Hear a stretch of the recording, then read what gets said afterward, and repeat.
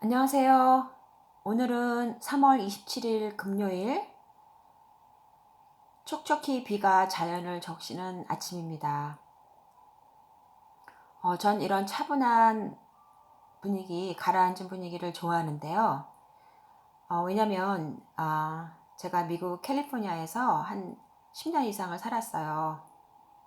근데 거기는 맑은 날이 대부분이라 이렇게 분위기가 가라앉고 촉촉한 날이 1년에 한 열흘도 안 되는 것 같아요. 그래서 이렇게 무겁지 않은 비가 주는 그 차분함을 참 좋아하는데요. 물론 오늘 아침에도 커피를 갈아서 내려 마셨고요. 이렇게 비가 오는 날은 커피가 그 커피 향이 더 진하게 느껴지는 것 같아요.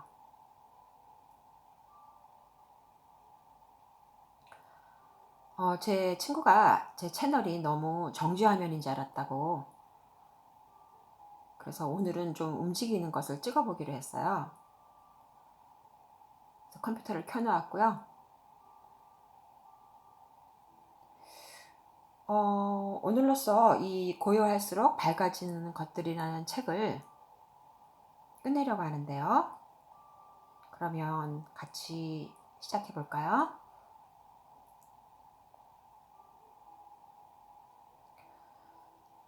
사랑한다고 말만 하지 말고 상대가 원하는 것을 해주세요.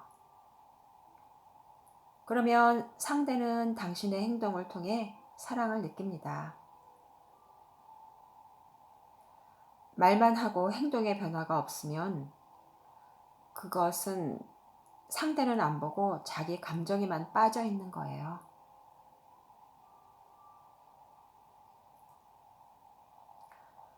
우리가 다른 사람들의 일에 지나치게 간섭하는 것은 어쩌면 자신의 삶을 충실히 살고 있지 않기 때문일지 모른다. 자신의 삶을 사는 것은 용기가 필요하지만 남 인생 간섭하는 것은 입만 있으면 된다.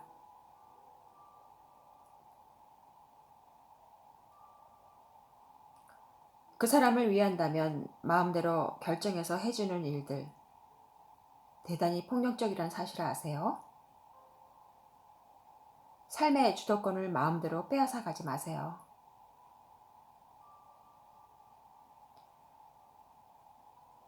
그 사람 더 이상 애가 아니에요. 내 의도는 순수하고 좋았지만 상대에게 도움은커녕 해를 주는 경우가 있습니다.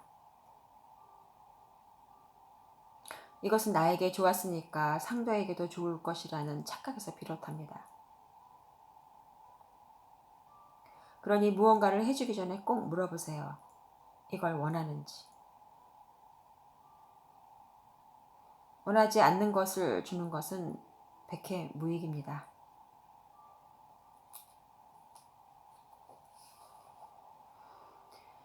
행복을 소유의 개념이 아닌 감상의 개념으로 본다면 소유할 수 없는 자연의 아름다움, 친구와의 우정, 내 아이의 웃음소리, 음악이 선물하는 평온함, 내가 응원하는 스포츠팀 우승이 다 행복으로 다가옵니다.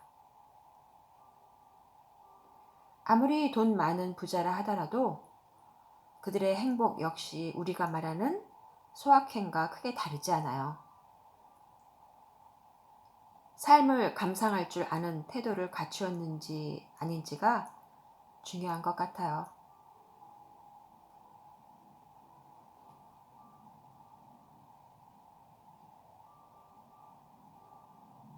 우리가 어떤 대상에 마음을 두는지에 따라 마음의 상태가 결정됩니다. 아름다운 봄꽃에 마음을 두면 마음이 밝고 아름다워지지만 부정적인 대상에 자꾸 마음을 두면 마음이 어둡게 변해요. 그러니 내 마음을 두는 대상을 신중하게 잘 고르세요.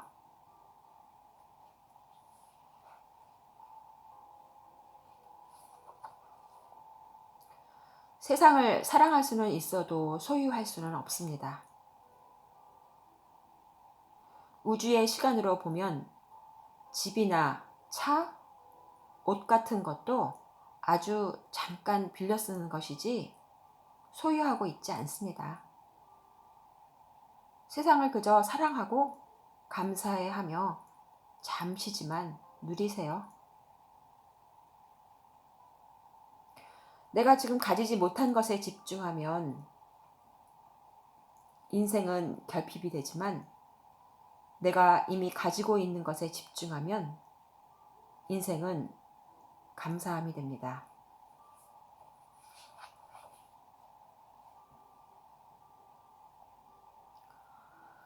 행복해지고 싶다면 평소에 반복해서 하는 일들을 다르게 해보세요.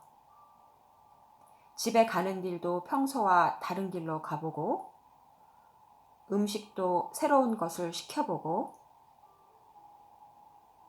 음악도 신곡을 찾아 들어보고, 책도 안 보던 장르를 시도해보세요.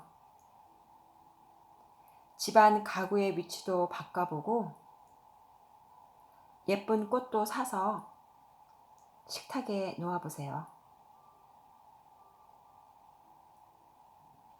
우리 마음은 변화에 민감해서 긍정적인 새로움을 경험할 때 행복해 합니다.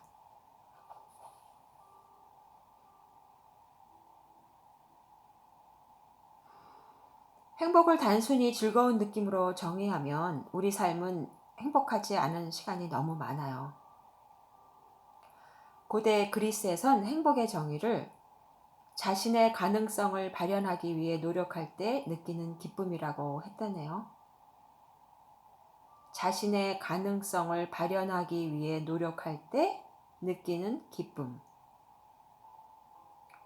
지금 자신의 가능성을 발현하기 위해 노력하는 중이신가요? 그 시간이 모두 행복입니다.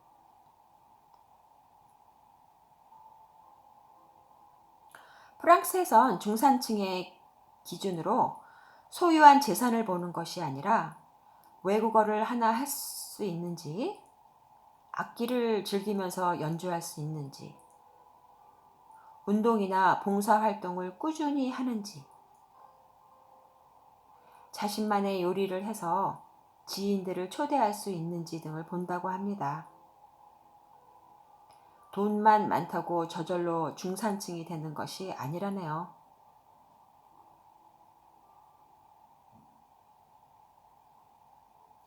젊게 살고 싶으면 무언가 하나 배우세요.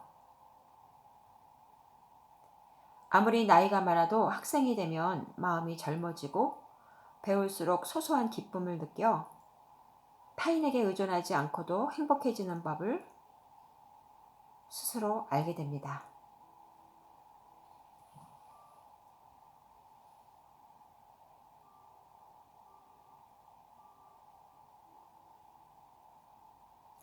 사람과의 관계가 어려운 이유는 상대를 이해하고 싶은 마음보다 상대에게 이해받고 싶은 마음이 훨씬 크기 때문입니다.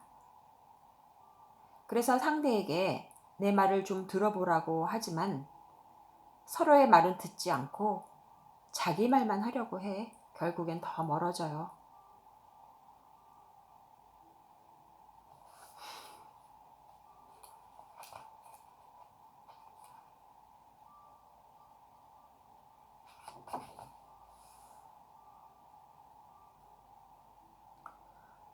배움에는 두 가지 형태가 있는 것 같다.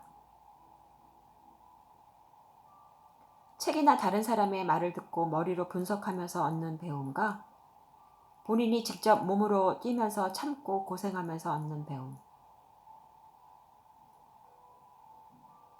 온 몸으로 배운 사람은 입을 열지 않아도 왠지 믿음이 가고 대화를 나누면 그 깊이가 전해지면서 들려주는 이야기가 구체적이면서 실용적이다.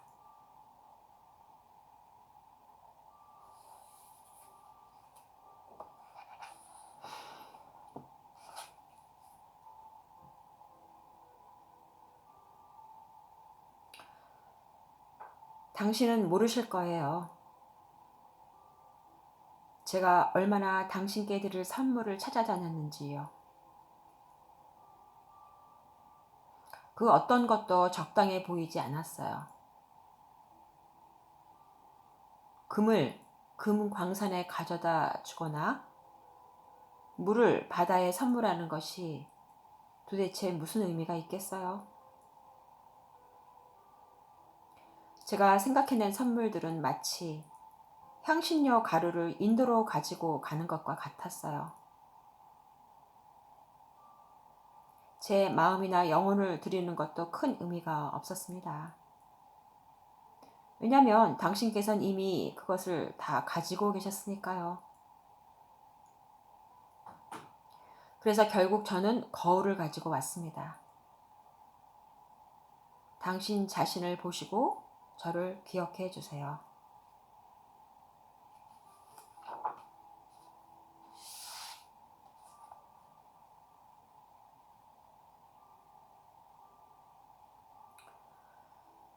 고요히 앉아보고 나니 평소에 내 기운이 들떠 있었음을 알았네. 침묵을 지켜보고 나니 일상의 내 말들이 시끄러웠음을 알았네. 지난 일을 살펴보고 나니 한가로이 내 시간을 낭비했음을 알았네. 세상의 문을 닫아보고 나니 이전에 내 사람 사귐이 과했음을 알았네. 욕심을 줄이고 나니 평소에 나에게 잘못이 많았음을 알았네.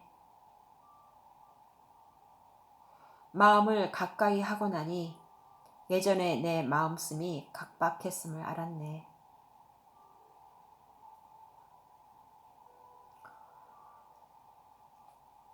네, 오늘은 마음이 고요할수록 알게 되는 것들, 이 책을 이제 끝내려고 하고요. 비가 그치고 해가 나는 것 같으네요. 오늘도 마음을 다 비우시고 평화롭고 행복하고 만족하는 하루가 되시기를 소망하면서 K추책 여기까지 하겠습니다. 들어주셔서 감사합니다.